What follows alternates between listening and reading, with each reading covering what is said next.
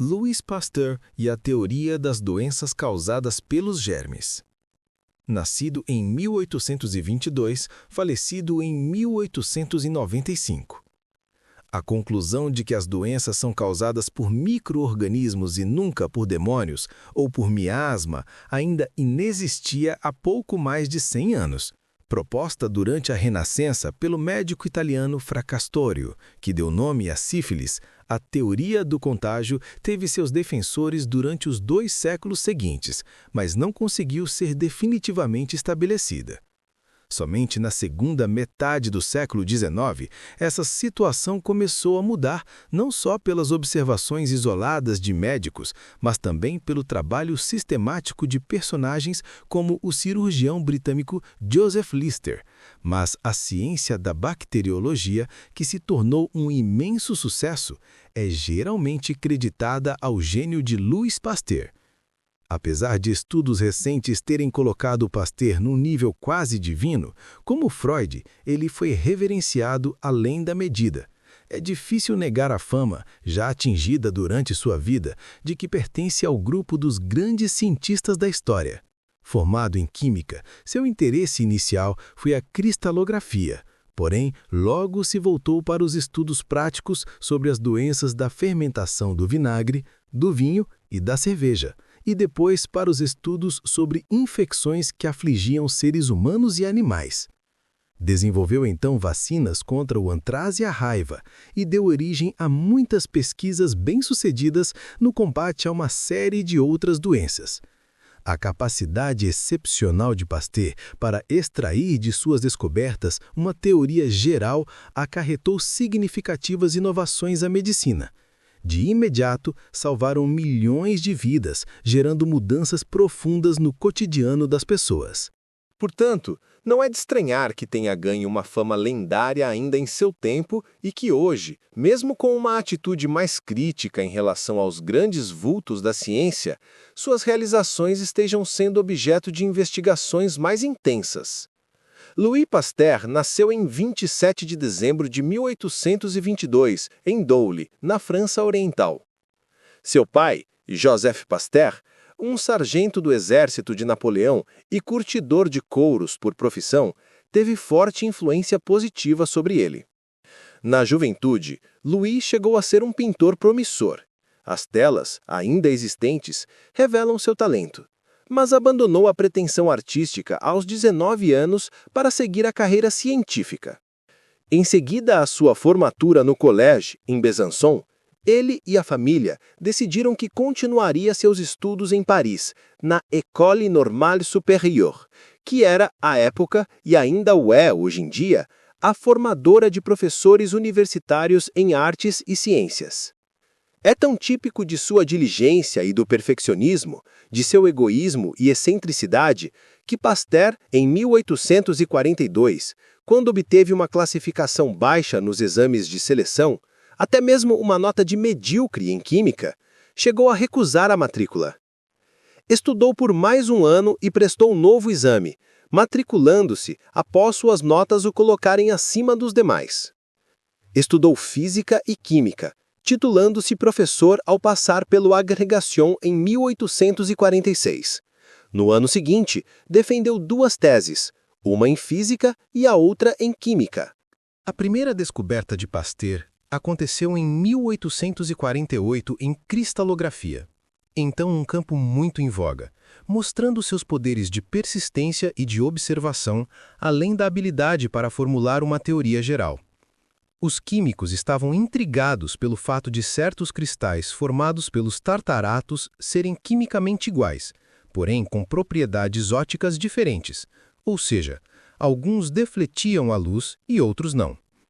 O termo isômeros fora inventado por J.J. Berzelius para descrever os compostos de partes iguais, porém, sem deixar claro como isso acontecia. Ao usar pinças manuais com lentes e por meio de pesquisas tediosas e extremamente precisas, Pasteur conseguiu demonstrar que as 2 formas de cristal eram na realidade imagens refletidas uma da outra. De acordo com a lenda, a solução de Pasteur para esse mistério levou-o a gritar o que se tornou sua citação mais conhecida: Tout et trouvé. Havia resolvido como mostrou não somente a estrutura do ácido tartárico, mas também descoberto as moléculas dissimétricas, uma classe totalmente nova de substâncias. E o estudo desse arranjo da estrutura molecular que afeta as propriedades de um composto químico passou a ser denominado de estereoquímica. Em 1854, Pasteur aceitou a cadeira de Química na Universidade de Lille, onde voltou seu interesse para o estudo da fermentação, a pedido de um industrial do local, que não conseguia entender o porquê de certas partidas de suco de beterraba não se converterem em álcool etílico. Ao estudar o problema, Pasteur ampliou sua investigação para incluir também a fermentação lática e alcoólica. Era sabido que a produção de álcool a partir do açúcar era causada pela fermentação, posição defendida por Justus Liebig e outros químicos famosos da época. Pasteur, entretanto, chegou a uma conclusão muito diferente. A fermentação é um processo biológico a partir da multiplicação da levedura. Em 1857, publicou um breve artigo intitulado Mémoire sur la fermentation appelée lactique. Nota sobre a chamada fermentação láctica, que pode ser considerado uma das pedras fundamentais da microbiologia. Apesar de a teoria de Pasteur possuir algumas incorreções, este artigo foi bastante eclético ao sugerir que existe uma categoria de criaturas cuja respiração é ativa o suficiente para obter oxigênio de certos compostos que são sujeitos a uma decomposição vagarosa e progressiva. Pasteur havia descoberto os organismos anaeróbios, além de fornecer a base científica a um processo já utilizado há séculos. O uso industrial das leveduras hoje inclui a produção de alimentos e de álcool e também a fabricação de vitaminas, antibióticos e hormônios. Ao voltar a Paris em 1857, Pasteur tornou-se diretor de estudos científicos na École Normale.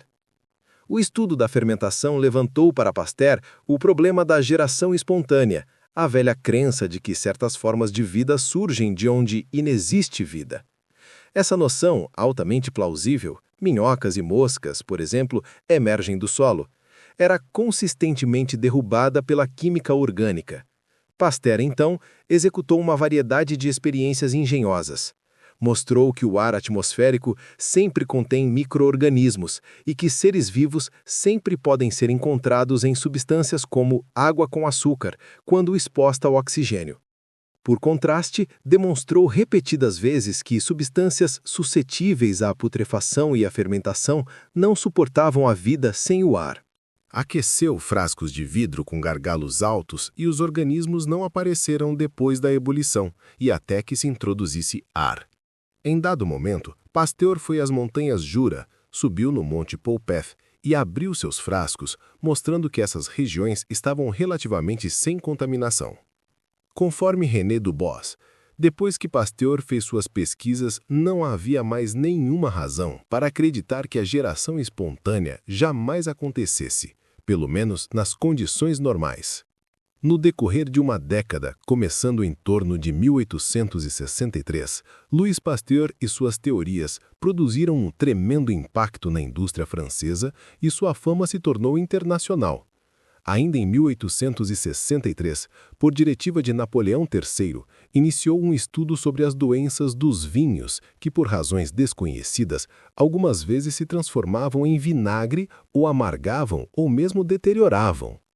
Pasteur demonstrou ser a decomposição bacteriana responsável por esses efeitos, e apesar de inicialmente considerar a introdução de algum antisséptico no vinho, descobriu que um tratamento térmico seria uma solução mais viável, e, na verdade, método já empregado por camponeses de algumas regiões da Espanha e de outros lugares.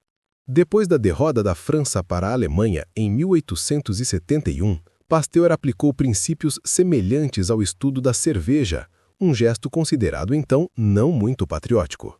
A pasteurização, o aquecimento da cerveja ou do vinho por um curto período a 50 a 60 graus, foi logo aplicada a uma série de alimentos, especialmente ao leite e seus derivados.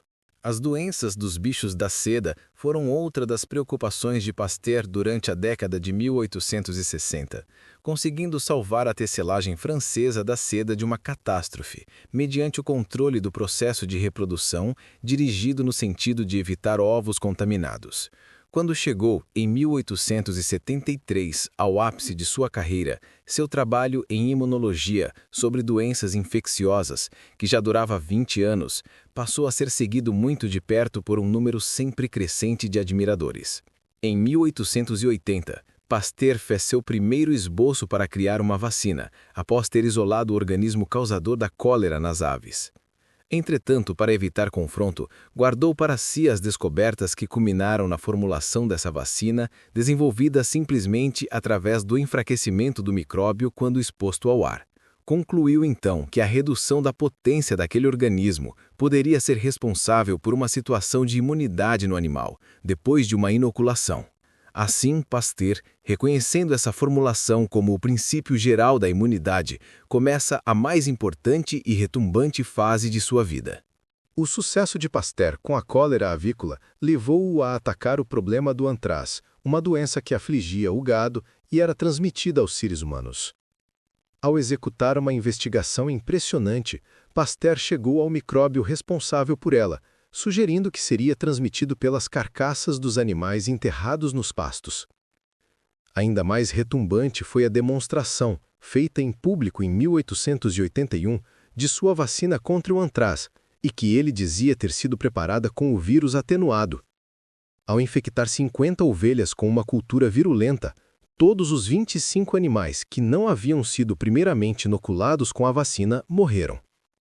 Essa experiência controvertida que Pasteur fora desafiado a demonstrar foi realizada com grande habilidade e largamente noticiada.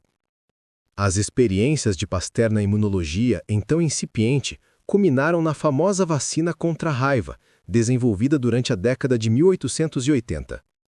Devido aos sintomas dramáticos e da mortalidade final, a raiva era uma doença particularmente insondável e amedrontadora. No laboratório, Pasteur conseguiu proteger cães pela injeção de uma forma atenuada da cultura seguida da inoculação de uma cultura de alta virulência. Ainda não havia testado a vacina em seres humanos, e não foi tentado a fazê-lo até que um garoto, Joseph Meister, foi trazido em 1885 após ter sido mordido por um cão raivoso. Como se presumia que o garoto estava perdido sem a vacina, Pasteur, e não sem relutância, fez uma série de inoculações. O jovem Meister sobreviveu, e Pasteur ficou coberto de glória. Este sucesso final permitiu que Pasteur levantasse fundos, por meio de subscrição pública, para construir um instituto de medicina que hoje leva o seu nome. Louis Pasteur casou-se com Marit Lahan em 1849 e tiveram 4 filhos, 2 dos quais chegaram à idade adulta. Em 1868, Pasteur sofreu um derrame que o deixou parcialmente paralisado para o resto da vida. Morreu em Saint-Cloud, em 28 de setembro de 1895, e recebeu um enterro com honras de chefe de Estado e de herói nacional. Encontra-se enterrado com sua mulher numa cripta, hoje aberta à visitação pública, no Instituto Pasteur, em Paris. Em nada nos surpreende tomarmos conhecimento de uma enorme capacidade para o trabalho e de uma memória excepcional como a de Pasteur. De maior importância, entretanto, era seu poder de combinar a habilidade de perceber os detalhes com uma faculdade de generalizar, aliada à abrangência e precisão. Essa habilidade, que pode ser percebida pela amplitude e pela clareza de seus trabalhos, ele divide com Isaac Newton, Albert Einstein, Niels Bohr, Charles Darwin e Sigmund Freud. Como vários desses personagens, também tem seu lado menos agradável. Teve pequenas hostilidades com Claude Bernard. Era um patriota piedoso e um católico devoto que recusava considerar o darwinismo. Mas esses defeitos são mínimos diante do que Jacques Nicole chama de seu talento excepcional para as observações incidentais que se abrem, assunto após assunto, para os trabalhos futuros, do mesmo modo como um rio irriga grandes áreas de terra sem perder o seu caminho para o mar.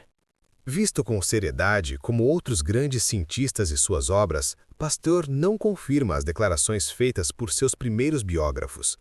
Recentemente, Gerald L. Gazen, em excepcional trabalho, documentou como a vacina de antraz de Pasteur dependia não da atenuação, como ele dizia, mas de uma técnica desenvolvida por um rival.